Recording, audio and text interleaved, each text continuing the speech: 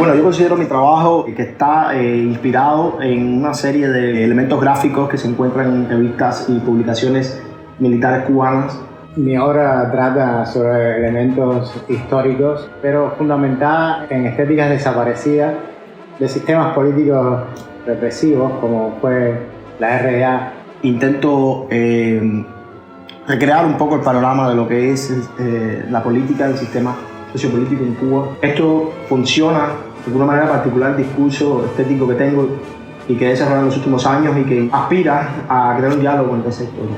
Pero también hace alusiones también a la estética de la publicidad. Creo que en ese sentido también el trabajo de Pozo va hacia situaciones similares, pues él también se inspira mucho se refiere mucho en su trabajo a elementos gráficos que son de otro tiempo, de otra época, de un país perdido o de una estética perdida.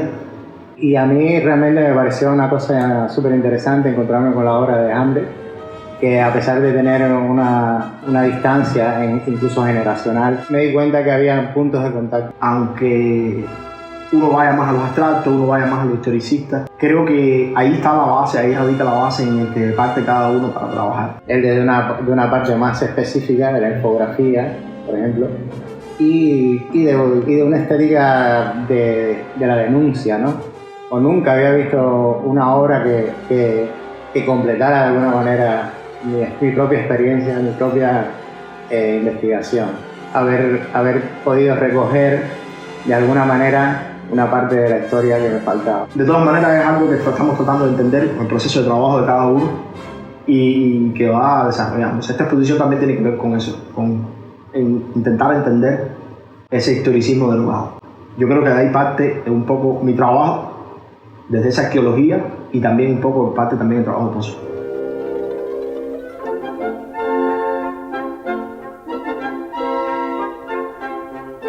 El sociograma es una representación gráfica entre los vínculos sociales y las formas de organización entre ellas.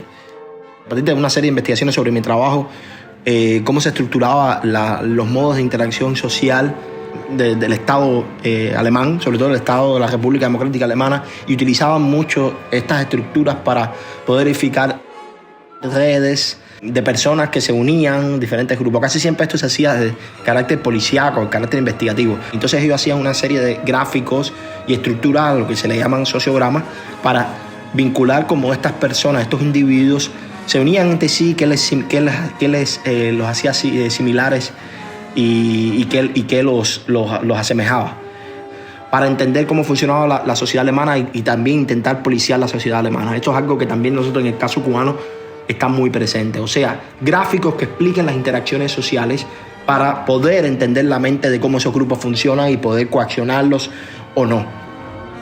Pero lo que seguí investigando sobre la estructura del sociograma es que en definitiva son completamente hipotéticos, o sea que puede ser real o no que estas estructuras interactúen así. O sea que al final el sociograma es una cosa eminentemente perceptual que los estados policiales crean sobre la sociedad.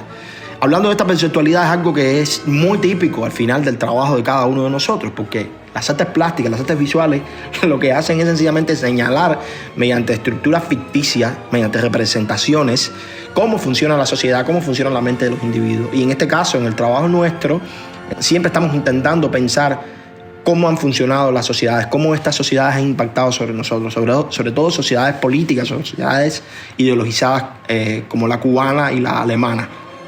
Y ya que trabajamos con la cuestión gráfica, con la cuestión del color, con círculos, esferas, cuadrados, formas geométricas, abstracciones que de alguna manera son formas de pensar nuestra sociedad, también ahí yo creo que se está pensando esta misma condición del sociograma dentro de esta conversación entre los dos, ¿no? Nosotros en este caso lo que estamos haciendo es también pensando el Estado. Si el Estado nos piensa a nosotros, estamos pensando el Estado con nuestras propias formas gráficas.